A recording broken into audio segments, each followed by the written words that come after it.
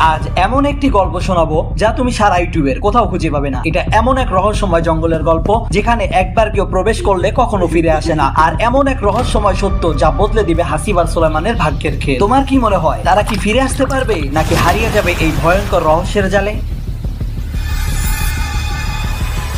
হাসিব আর সুলাইমান দুই ভাই ছিল। তারা ছোট থাকতেই তাদের বাবা মা মারা যায়। বড় ভাই সুলাইমান ছোট ভাইকে লালন পালন করে। একবার ছোট ভাই বলল, ভাইয়া আমার ভাবি চাই। আর তোমরা তো জানোই ছোট ভাই ছোট থেকেই কতটা জেদি। ছোট ভাইয়ের কাছে হার মেনে নিয়ে খুব শীঘ্রই সুলাইমান বিবাহ করলো। বড় ভাই সুলাইমানের স্ত্রী খুবই রূপবতী এবং ভালো। ছোট ভাই হাসিবকে খুবই আদর যত্ন করে, তার কাপড় চোপড় ধুয়ে দেয়, নিজের হাতে খাবার খাইয়ে দেয়। আর হাসিবও খুব আনন্দের সাথে দিন কাটাচ্ছিল। কিন্তু হঠাৎ করে সবকিছু কেমন যেন এলোমেলো হয়ে যায়। দিনের পর দিন ভাবি হাসিবের সাথে খারাপ ব্যবহার শুরু করতে লাগে। হঠাৎ বড় ভাই সুলাইমান অসুস্থ হয়ে পড়লেন। তখন সুলাইমান তার স্ত্রীকে বলছিলেন, যদি আজকে ব্যবসায় না যেতে পারি তাহলে অনেক টাকা লোকসান হয়ে যাবে। ঠিক তখনই ছোট ভাই হাসিব সেই কথা শুনে ফেললো আর বলল, ভাই আমি বাজারে যাব এবং তোমার ব্যবসা সামলাবো। তখন বড় ভাই সুলাইমান বলল, না তুই পারবি না। তখন ছোট ভাই বলল, আমি পারবো, তুমি আমাকে সবকিছু বুঝিয়ে দাও, আমি অবশ্যই পারবো। আর তোমরা তো জানোই ছোট ভাই ছোট থেকেই কতটা জেদি। তাই বড় ভাই নাসরবান্দা ছোট ভাইকে সবকিছু বুঝিয়ে দিল। এরপর ছোট ভাই ব্যবসার উদ্দেশ্যে বেরিয়ে পড়লো। আজ অন্যান্য দিনের চেয়ে দোকানে বহু মানুষ ভিড় করেছে। বড় ভাই সুলাইমান 2 দিনে যে টাকা রোজগার করতে পারেনি, ছোট ভাই হাসিব একদিনে এর থেকে বেশি টাকা রোজগার করেছে। তাই ছোট ভাইয়ের কাজে বড় ভাই এবং ভাবি দুজনেই খুবই অবাক ও আনন্দিত। সুলাইমান বলল, তোর হাতে আজ বাজার খাবো, বাজারে সবচেয়ে বড় মাছটা কিনে নিয়ে আসবি। তুই বাজার করে ফিরে আসলে আমরা একসাথে মজা করে খাবার খাবো। ছোট ভাই বাজারে গেল এবং যা কিছু প্রয়োজন সবকিছু কিনে নিল এবং বাজারের সবচেয়ে বড় মাছটাও কিনে নিয়ে আসলো। সবকিছু ভাবিকে দিল। এরপর সে খেলাধুলা শেষ করে বাড়িতে আসলো।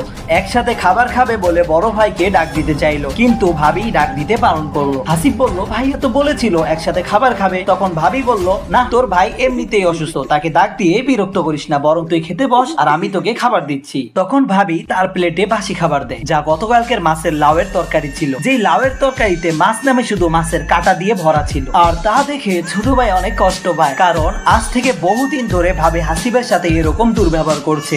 অথচ ভাবির পাশেই হাড়ি থেকে গরম ভাতের ভাব উঠছিল। ছোট ভাই বলল, ভাবি বড় মাছটা কি রান্না করেছেন? তখন ভাবি রাগান্বিত হয়ে বলল, এই তুই এত খাই করিস কেন রে? হাসিব মনে করেছিল বহুদিন পর আজ মজা করে খাবে, কিন্তু অন্যান্য দিনের মতন ভাবি আজকেও তার সাথে দুর্ব্যবহার করলো। মনের মধ্যে এলোমেলো অনেক কথা ভেসে উঠলো, চোখের পানি ধরে রাখতে পারছিল না। সুলাইমান ঘুম থেকে উঠে স্ত্রীকে ডেকে বলল, হাসিব কোথায়? তখন স্ত্রী বলল, তোমার যে আল্লাদি ভাই, তোমার ভাইকে গরম ভাত দিলাম, বড় মাছের তরকারি দিলাম, খাবার না খেয়ে বলে উঠলো, ভাবি এসব কি আজে বাজে রান্না করেন? এসব কি মানুষ খায় না গরু খায়? এই খাবার খেয়ে আমি এই বাড়িতে থাকতে পারবো না। এই কথা বলে তোমার ভাই কোথায় যে চলে গেল? বড় ভাই জানতো তার ভাই মোটেও এরকম নয়। হাসিবকে পাগলের মতো খুঁজতে লাগলো। বড় ভাই জানতো ছোট ভাইয়ের মন খারাপ হলে সে কোথায় সময় কাটায়। তখন বড় ভাই জঙ্গলের পাশে থাকা সেই গাছটির নিকট পৌঁছে। গাছটি দেখতে বেশ সুন্দর, চারদিকে ডালপালা এমন ভাবে ছড়িয়ে রয়েছে প্রতিটা ডালে যেন শুয়ে শুয়ে আড্ডা দেওয়া যাবে। আচ্ছা তোমরাও কি কখনো গাছে শুয়ে বন্ধুদের সাথে আড্ডা দিয়েছো? তাহলে অবশ্যই কমেন্ট করে আমাকে জানাও। আচ্ছা তারপর যেন কি বলছিলাম, ও হ্যাঁ, তারপর তার বড় ভাই সেই গাছটার নিকট যেতেই হাসিব তার ভাইকে দেখে জঙ্গলের দিকে ছুটতে থাকে। ও হ্যাঁ, এই জঙ্গলের ব্যাপারটা তো তোমাদেরকে বলাই হয়নি। এটা এমন এক জঙ্গল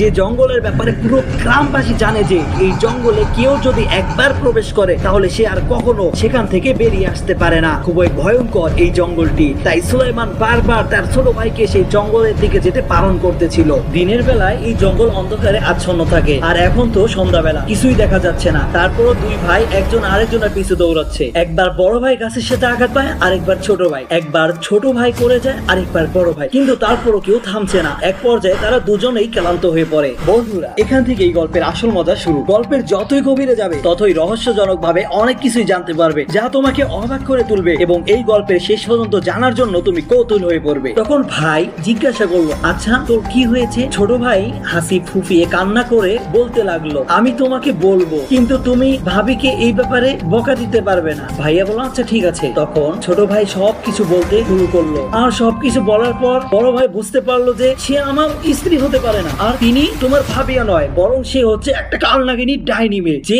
আমার ভাইকে এতটা কষ্ট দিতে পারে সে কখনো মানুষ হতে পারে না। অনেক কথা হয়েছে, বহু রাত হয়েছে। এই নির্জন জঙ্গলে হিংস্র প্রাণীর আক্রমণের আশঙ্কা রয়েছে। এত রাত্রে হাসিব আর সুলাইমান জঙ্গল থেকে বের হতে পারবে না। তাই তারা ঠিক করলো আজকের রাতটা তারা এই জঙ্গলেই কাটাবে। তারা সেখানেই সমুদ্রের ধারে একটি গাছে গাছের নিচে বিশ্রামের জন্য শুয়ে পড়ে। পরিস্থিতি থমথমে, রাতের অন্ধকার, দুই ভাই ঘুমিয়ে। হঠাৎ বিস্ময়কর আশ্চর্যজনক এক আওয়াজ। বড় ভাই চমকে উঠলো আর ছোট ভাইকে জাগিয়ে বলল, ভাই এই আওয়াজটা শুনতে পাচ্ছি? আসিফ বলল, এত রাত্রে মনে হচ্ছে কেউ কথা বলছে। একটি মাছ বলছে যে আমার মাথা খাবে সে রাজা হবে, আর দ্বিতীয় মাছটি বলছে যে আমার মাথা খাবে তার হাসি রত্ন হবে, চিৎকার স্বর্ণ হবে, আর চোখের পানি রূপায় রূপান্তরিত হবে। দুই ভাই হতভম্ব হয়ে তাকিয়ে আছে। বড় ভাই ছোট ভাইকে রাজা হওয়ার মাছটা খাওয়াতে চায়, কিন্তু ভাগ্য কি অন্য কিছু ঠিক করে রেখেছে? তবে দুই ভাইয়ের অজান্তে আসল সত্যি এখন উল্টো হতে চলেছে। তাহলে কি হবে এবার? তারা কি তাদের ভাগ্য নিজের হাতে নিয়ন্ত্রণ করতে পারবে, নাকি ফেসে যাবে এক অবিশ্বাস্য রহস্যের জালে? পরবর্তী এপিসোডে